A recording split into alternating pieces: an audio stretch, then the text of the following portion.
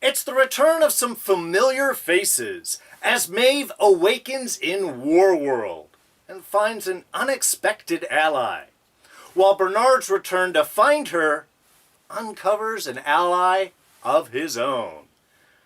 It's Westworld, Season 3, Episode 2, The Winter Line.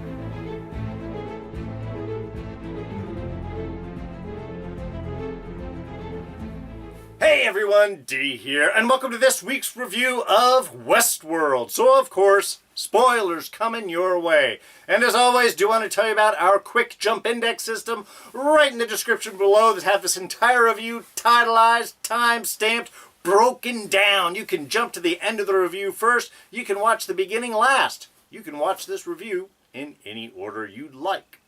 All right, so, how y'all doing, by the way, before we jump into things? Entering into week 2 of lockdown, the coronavirus lockdown, and I don't know, I'm getting some sleep. I mean, outside of the panic of financial ruin, it's kind of an interesting change. I'm honestly sort of curious after this is all over if people are going to look around and be like, you know, maybe running constantly to work it all out and make the money isn't the way that we want to go. Maybe we need to shift things up. So, kind of hoping that maybe, after all this horrible incident passes, maybe this will open the doorway to a new, different future. One can hope. Hopefully, though, won't be the future of the technological apocalypse that's about to befall Westworld. So while Dolores is recovering from getting all shot up there with Caleb, we take this week to jump back into the park and back with Maeve. And honestly, look, I love Dolores. She's doing a noble thing, freeing her people and all that, but man, Tandy Newton is just astounding every moment she is on the screen. I love Maeve. I love what she does with the character. I love how the show has just embraced Maeve's don't give an F, get it done attitude. It's just really a joy every moment. And certainly no escape, nothing different from this episode. From the get-go, we are up and going. We've got Maeve waking up, not knowing where she is, speaking Italian, unexpectedly. I love that catch little moment with her. And getting a little reunited with Hector, or who she thinks is Hector. I mean, basically, the whole opening scene was great. It's emotional. It's invigorating. We get a great escape, some beautiful, unexpected moments. I love the suicide pill. You know, take it if you need it. It works instantly. And she does use it in the most unexpected way to jam into a guard's eyes as they escape. I mean, that's one of those things that it's just using something in an unexpected way is always really joyful. And the big sweeping camera shots as they go out over the bridge. I mean, really, the location was gorgeous. The camera work, it's very sweeping, very epic, very big. And of course, ultimately a little depressing as Maeve figures out that this is not Hector. This is just his face. This is just a bot. She's just running in a script. And really interesting, the idea of her willing to check out, to not be willing to play the game. It's just, it really, again, it resets her so much of who she is. She is uncompromising, even willing to take herself out as opposed to being a pawn. It's a beautiful opening. And then we get into the whole bit with Lee and that kind of recovery and the flashbacks, and then her diving into discovering that she's trapped in a cage, totally unexpected. It's always fun to see how you're going to challenge a character. And they've crafted Maeve as a very intelligent, very perceptive character. So it's a challenge to try and create challenges for her, create conflicts that she has difficulty overcome, that she has to work through. And by really placing her in a prison of mind, effectively, they really get to explore what she is capable of and how she approaches adversity. So I mean, it was a beautiful whole chick. Whereas on the other hand of the story, we get Bernard and Stubbs, which, I mean, it's like the buddy cop, the new buddy cop going on. I love their kind of dynamic. And again, Stubbs here also in a way is suicidal here, ready to check himself out. I got my job done, I'm ready to retire, but I missed blowing myself up, and now you're back here. It's just, the frustration with Stubbs is great. Also, I mean, I just love having him back. To me, they left last season, you didn't know if he was a host or not, suspected that he was a host, or at least in line with them. Now, of course, we get the full story. But again, their kind of dynamic as Bernard is sort of trying to find a way to investigate himself, still trying to be sure that Dolores has not corrupted him in his fight against it, now kind of gaining a new ally in his fight. So it's just, again, we're getting allies, we're getting new possibilities, new directions, again, especially for Maeve at the very end here. And I love how they have set this up. Again, it's difficult to really challenge characters that you make so dynamic and intelligent, and they're still finding ways to surprise us. And what more can you ask for? Alright, so let's start with Maeve, who obviously in the opening sequence realizes that there is no escape and is more than willing to take herself out. A very, again, tragic moment with Hector, not Hector, getting shot. Again, the emotion is still there, and that's just something so real that I love so much about Maeve, that she is committed and loyal to the people that she loves and cares about. But again, not one to take any guff from anyone. So upon awakening, kind of a different plan. And I have to say, I loved how, when we get into the whole, creation matrix sort of world that she's in, we'll touch on this a little bit more. But I love the idea how when she wakes up and finding Felix there, again, from an audience standpoint, hey, it's Felix! He's going to help her out. And her subtle signal just sort of grabbing the hand. And his reaction, again, also subtle. While the buddy leaves thinking that they're going to get it on, do the little after hours thing. I love that how they played Felix as just, again, like a program not knowing what to do. Because it lets us think that Felix isn't intentionally leaving to give Maeve time to get up and recover. I even thought that he might have left a little control plate there, but again, that's behavior. That's not really something the text typically have. So again, it was just, if I remember, that's why Felix was in trouble originally from Sylvester. So they play that all very well. Even when she runs into Sylvester, and he kind of gives her up, it's almost like, oh, Sylvester, damn it, man, you thought you were on the side, but now you're falling back. It still works within character. So when she goes through the whole thing, and she's talking crap to all of the guards, which I love, I know the nature of my existence, and she's grabbing the tools to kill herself. Just relax, you don't need to do anything. It's fine, I got this all covered. Again, it's just, this is Maeve's commitment, and I love it, and it combined with the matter-of-factness and not giving a crap about anyone. It's just, there's such power in it.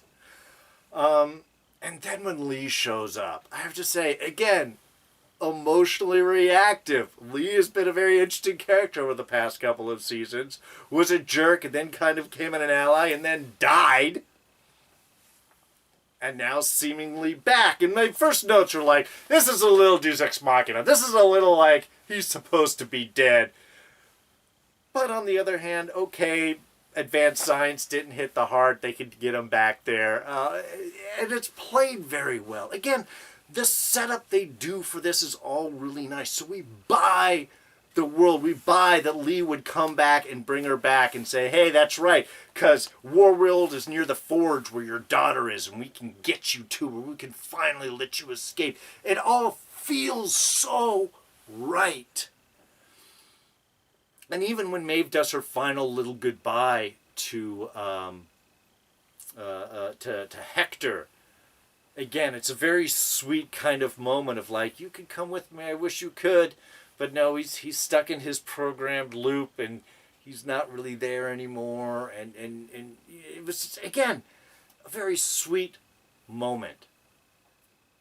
But you start to feel that something's not right. I did. The horses made me feel better. I was like, is there guards? Is there something? But again, everything was all off. So when we get to the forge and we get the revelation of what's going on, I think that's what makes it so beautifully well done. And it's why our Scene of the Week for this week. Because, I mean, I love revelations. I love discoveries. And I love when they are done well. And again, Maeve has been crafted as a very intelligent character. So to find a way for it to be unexpected, and yet she figures it out. She does the way, she relays on the way that she always does. It's behavior. Lee is acting oddly. These are unusual questions. She's never been to the forge. She didn't set the program. She wouldn't know where everybody went. Why does Lee want to know where everybody went? So it's those behavioral differences that throws her off. And then, of course, as he steps in and does because you opened up my heart and I went to kiss. Which, again, kind of funny considering the first joke that they played was, you missed your heart. Oh, well, it was convenient for you to make it so small. The heartless bastard. So, I kind of love the play of this. But, of course, Maeve can see all through that he didn't really survive. So again, now we start to think is he a bot made by this new program where they've got everybody's files and they're trying to make fake people, the whole thing that we were dealing with Delos all of last season. But then the world starts to shift. And to me, this was the beautiful of it. Not only her figuring out, but then figuring out that Lee's off. And Lee, again, the actor doing a beautiful job on reacting and throwing off and skipping his loop. And then I didn't catch this the first time. I had to watch it again because something seemed interesting here and I didn't get, and it's the fact they changed the aspect ratio in the middle of this scene. And they do it as the camera pulls back, so as the aspect kind of changes and zooms in, it's not immediately noticeable. And again, it's a very subtle but very well crafted done, because all of last season, whenever they were inside the simulation matrix, they had a different aspect ratio. It's how we told the difference. So here, as soon as Maeve discovers she's in a program, they alter the aspect ratio to let us know as an audience, yes, she is in fact in the program. And again, it's a beautiful blend of acting, of writing, of camera work, the little effects of having the world sort of twist all up behind them that just made, again, the whole scene beautiful. Like I said, I love Revelations, and there's a lot of fine, beautiful camera work. But again, just the blend of all of these elements done so perfectly and beautifully and cleanly in one. Yeah, man. Discovering the world you're in doesn't really exist, and pulling that off convincingly, yeah, that's a scene of the week for you. So from that point, of course, Maeve just restructures her goal to find a way to get out of this cage you cannot see. I love her phraseology. How do you know you're in a cage if there's no cage around you? It's a cageless cage. It's very cagey. But yeah, so that becomes her next goal. And I love the idea of doing it. But again, first of all, she's smart. Once she figures it out, she can look into the programming that are based around and intrinsic human laziness. We copy and paste a lot of stuff. We take shortcuts, and she uses that to her advantage. What's the square root of -1? Oh man, you get into imaginary numbers. Complex systems don't work very well with that. And I love, again, how they test it. What does it do? She introduces lag into the system. Yeah, we all experience it. Stupid internet sometimes. But I love that kind of idea. It's throwing the object. There's so much processing power trying to figure out this question. The physics of the world don't work for a moment. Again, processing lag. And then just go ahead and inserts that and builds that up within the system. We have Lee getting everybody in the office to try and figure that out. I love the little camera shots of him as he's just sort of enjoying looking around as the world sort of like crumbles and works and starts to warp as everybody is discussing the complications of square root of -1. And then Maeve going in, and they've inserted maps, the rebel maps in all of in everybody's pocket in a way to make everyone think that everyone's a traitor. Oh, yeah, Nazis are looking for traitors. Well, he's not a traitor, he's a traitor, and he's a traitor, and you're a traitor too. I just love that. Confuse everyone, and then update the graphics card. Firing sequence, shooting, dying. It's a whole lot of processing power to overload the system. And a beautiful shot they had there, too. Again, with everyone frozen. And a different frozen than we normally see in the park. Because in the park, you freeze the robots, but everything else is still working around. You can still walk around. Everything's fine. Liquids falling, pouring out, all of that. Here, computer program, everything freezes, blood's frozen in the air, bullets are frozen in the air, explosions are frozen in the air. So it gives a different look than what we normally see in these instances of, you know, freeze-all motor functions. So again, just a very cool shot. And then Lee, well, tell me you're frozen too. I'm not just scared. Again, super cool. How do you get out of a cageless cage? You let the cage break itself, and then you go through the small opening that it allows, which does give a chance for escape. And again, another just beautiful whole bit. The whole escape with the robot, Harriet. Name of the robot. They do little behind-the-scenes stuff afterwards, inside into the episodes and stuff. I recommend it. They're very short, but they give some really cool insights into the behind-the-scenes on the episode. Here, the little bot, I guess was named Harriet, that Maeve uses in order to grab her head and try to escape. Which, again, another awesomely done bit. Seeing everything from this drone bot's perspective as it goes in and breaks out, and Maeve in the program collapsing down, and Lee catching her because he does care about her. This one does, at least. Wants to do the right thing for her. And then just a great little escape bit with the bot. I loved how as he's getting shot, we're seeing up in the corner the sort of readout of damage done, maintenance needed, and that gets sort of worse and worse as it runs and gets away. You see like that clock counting down, and yeah, we want it to get out. Is it the bot controlling itself? Is it subroutine from Maeve? Is it Maeve and the bot who's holding her own brain? We don't know! But we want it to get out. And yet it doesn't. And I have to say, I was really expecting that this was all a ruse. That Maeve was smart enough to get a drone to grab somebody else's brain, use that to draw everyone away, and then she gets another maintenance drone to grab hers and just sort of, you know, walks out the back exit.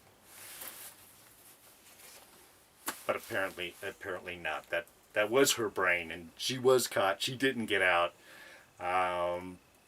But she does.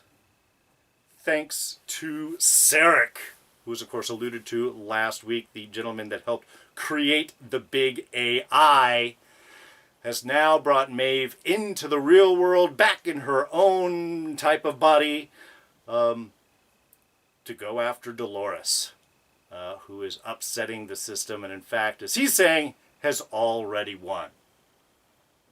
Not that Maeve is one to cooperate, but at least he was smart enough to give a little dead man switch, so now she can be frozen too.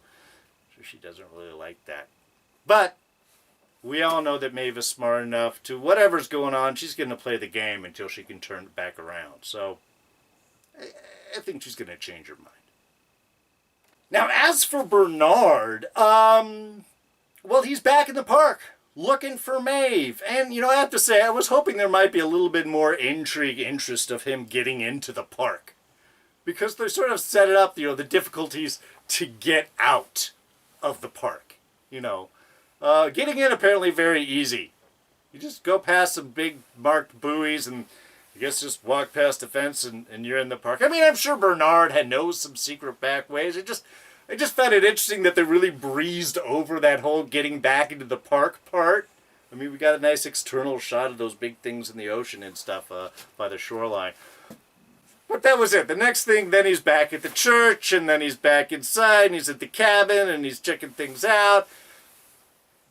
So I have to say, I did kind of miss them not having at least more of an interesting tale of him getting back in the park. But maybe it just would have been distracting. Maybe they did shoot that and went, nah, they don't need to see any of that.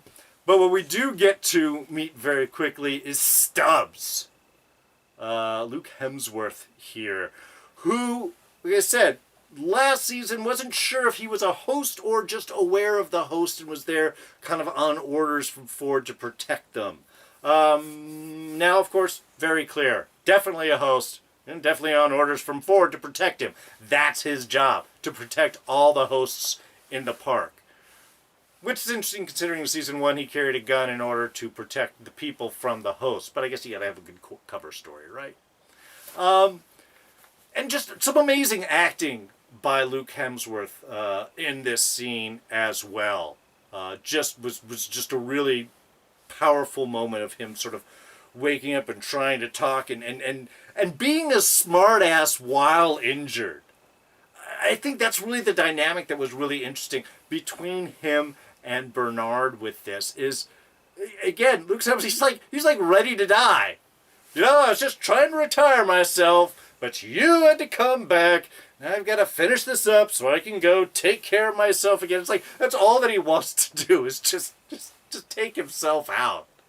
And yet also still programmed not to hurt anyone. So we had a really, I loved how they did the sort of fight scene while Bernard goes in to check out his own system. I mean, obviously, this is where we get the realization beforehand that they find Maeve's body, but Maeve's brain isn't there, and that's how we get the whole kind of other side of seeing that she's actually in the Matrix. But again, it's just sort of a root. What it really gets down to, again, character-wise, is because Bernard wants to be sure that he hasn't been corrupted by Dolores, he now has a chance to use the systems inside of Westworld to double-check and make sure. Of course, that takes time, and that leaves Stubbs to have to fend off security. And again, this is sort of a fun moment because Stubbs, he still not doesn't want to kill people. Whether he can or not, I'm not entirely sure from a programming standpoint wise. But even just the idea that's part of his thing. He's trying to protect Bernard, but he can't kill any humans either. So it's fighting off and beating up and tells the one to leave, and then the other guards comes up and he grabs the axe, and again just scaring them off, almost chasing them down the hallway, kind of like Han Solo-ish. Was just kind of funny and very cool. So I love the sort of dynamic. I love this setup, and I like the fact that they're gonna stay together. While Stubbs, again, just waiting for Bernard to leave so he can retire himself, Bernard goes in and changes his core programming. Now you're here to protect Bernard. Bernard's got security of his own now, which is good, because he can't always be switching the button to get himself into combat mode. So, what was Stubbs' final line? You know, if you just wanted help, you could have asked. Could he? I don't know. I don't think so. I think he needed to do that. But I'm glad we're going to see more of these two together. All right, just a couple of small things. One, Bernard versus Dolores. What does that look like? I like the fact that not even Bernard really understands. In his discussion with Stubbs, is that Dolores brought him back, and he's trying to stop her. What is she trying to do? Destroy the human race? Enslave the human race? He doesn't know. But he suspects that Dolores brought him back because she's afraid she might go too far, and he is there to stop her. So it's again, I love the layering of sort of plans, but also the fact that Bernard doesn't really have a clear objective yet. Yes, it's to stop Dolores, but stop her from doing what? And really why? It's, you know, he's here to protect the human race in its way. But I love the idea how he's still trying to figure out what this battle actually looks like. because I don't think it's going to be what we're going to expect it to be. You know, I really enjoyed the fact that Hector's plan was to get an airplane to escape. Because that was the one thing I was thinking about last week once we saw Maeve being in WarWorld, or Naziland as I thought at the time, is how do you protect the park from air escape? I mean, from a geological standpoint, you can put a large river, you can put mountains that are hard to climb, you could have like electronic gates that inhibit the, host horses and things like that. You can have activities that come in and steer them away, attacks from bands that overload them. You can have some physical barrier, but from the air, how do you get people from just flying out of Westworld or WarWorld or wherever? I guess this plan here is you don't let them get in a plane that works.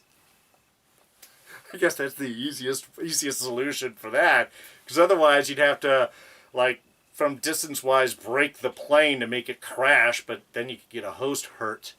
Otherwise it'd have to be some sort of fake mechanical takeover. Anyway, it was an idea. I was wondering, how are they going to stop people from escaping? I guess their solution is you don't give them a working plane. Or, I guess in this case, really it's not even a real place. This week's episode, The Winter Line. The Winter Line was a series of fortifications set up in World War II across Italy with the Germans and Italians defensive fortifications. So, they're basically...